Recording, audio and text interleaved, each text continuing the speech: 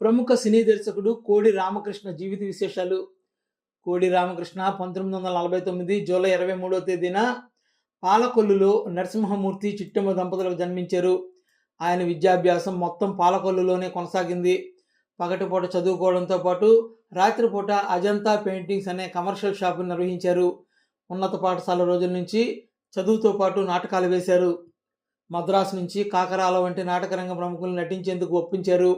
సుడిగుండాల సినిమాలోని కోర్టు సీన్లో అక్కినేని నాగేశ్వరరావు వాదించే సన్నివేశాన్ని కోడి రామకృష్ణ అద్భుతంగా ఏకపాత్రాభినయం చేసేవారు. దాసరి నారాయణరావు ఎవరికి వారే యమునా తీరే, స్వర్గం నరకం, మనుషుల్లో దేవుడని 3 సినిమాలకు కోడి రామకృష్ణను ఒకేసారి అసిస్టెంట్ డైరెక్టర్గా తీసుకున్నారు. కోడి రామకృష్ణకు దర్శకుడిగా తొలి చిత్రం ఇంట్లో రామయ్య వీధిలో కృష్ణయ్య. దర్శకుడిగా దాసరి నారాయణరావుని పరిచయం చేసిన నిర్మాత కె రాఘవ ఆయన శిష్యుడైన కోడి రామకృష్ణ కూడా అవకాశం ఇచ్చారు.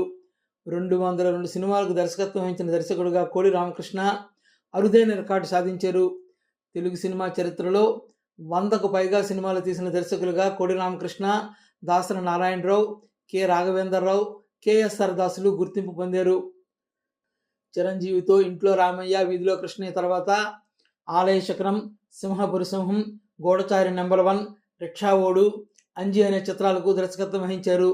బాలకృష్ణ సోలో హీరోగా తొలిసారి విజయవంతమైన మంగమ్మ గారి మనవడు చిత్రానికి దర్శకత్వం వహించింది కోడి రామకృష్ణే.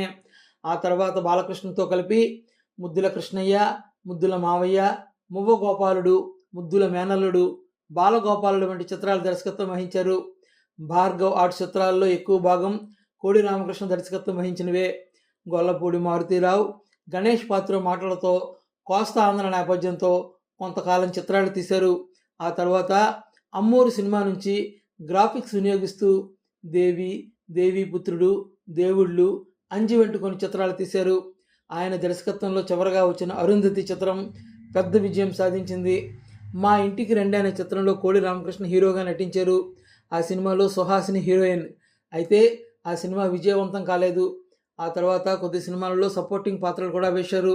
ఆయన 10 నంది అవార్డులు, 2 ఫిలింఫేర్ అవార్డులు తీసుకున్నారు. 2012లో రఘుపతి వెంకయ్యనాయుడు పురస్కారాన్ని అందుకున్నారు. 2019 ఫిబ్రవరి 22వ తేదీన కోడి రామకృష్ణ కన్నుమూశారు.